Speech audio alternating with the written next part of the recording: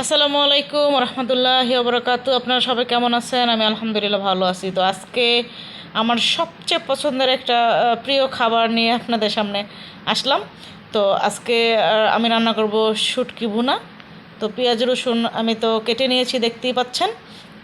তো কড়াইতে তেল গরম হয়ে গেছে, আমি পেঁয়াজগুলো দিয়ে দিলাম। আপনারা কে কে এই শুটকি বোনা পছন্দ করেন কমেন্টে জানাবেন। আর এই শুটকি বোনা পছন্দ করে না এরকম মানুষ খুব কমই পাওয়া যাবে। আমাদের গ্রামের মানুষ তো সবাই পছন্দ করে, তো শহরের মানুষ অনেকেই এই শুটকি বোনাটা খেতে প্রচুর ভালোবাসে। আর প্রবাসী ভাইদের তো কোনো কথাই নেই, এই শুটকি বোনা যদি দেশ থেকে নেওয়া যায় তাইলে তো একদম কি বলবো সবাই কারাকারি করে নিয়ে খায়। তো এই তো আমার পেঁয়াজ রসুন ভাজা শেষ। এখন আমি মরিচ হলুদ অ্যাড করে নেব, লবণ দিয়ে দিলাম, তারপর হলুদ দিয়ে দিলাম। এখানে আমি মরিচের পরিমাণটা একটু বাড়িয়ে দিয়েছি, কারণ আমরা একটু ঝাল ঝাল খেতে পছন্দ করি। আপনারা যারা ঝাল খেতে পছন্দ করেন না তারা কমিয়ে বাড়িয়ে দিতে পারবেন। তাই তো আমি পেঁয়াজ রসুনের সাথে এই মরিচ হলুদেরটা একটু ভালো করে কষিয়ে নেব, শুটকিও দিয়ে দিলাম। সব কিছু একসাথে ভালোভাবে নেড়ে চেড়ে কষিয়ে নেব।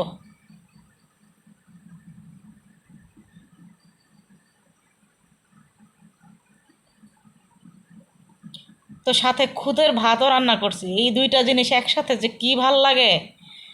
আপনারা অনেকেই আছেন এগুলা অনেক পছন্দ করেন, খুদের ভাতের সাথে এই শুটকির লাড়া বা ভুনা বলেন বা বড়া দিয়ে খুব ভাল লাগে। বাসায় সবাই ট্রাই করে দেখবেন, যারা খান নাই বা খান না, যারা পছন্দ করে না, তারা একবার হইলেও ট্রাই করে দেখবেন, এটা প্রেমে পড়ে যাবেন। তো দেখেন আমার শুটকি বোনার কালারটা কত সুন্দর আসছে। ঢাকনা দিয়ে ঢেকে দেবো, রসুনটা যাতে একটু সিদ্ধ হয়ে ভালোভাবে আর কি।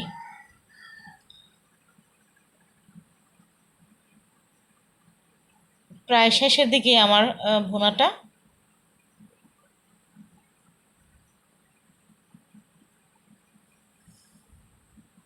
যতক্ষণ না পানি একদম শুকিয়ে যাবে ততক্ষণ আমি নাড়তেই থাকবো। আর যা চুলার জালটা আমি একটু লোতে রাখবো, কারণ নিচে দিয়ে লেগে যাবে, তো এই জন্য।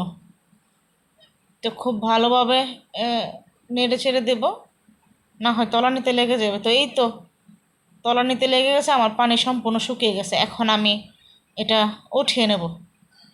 আমার শুটকি ভুনা একেবারে কমপ্লিট।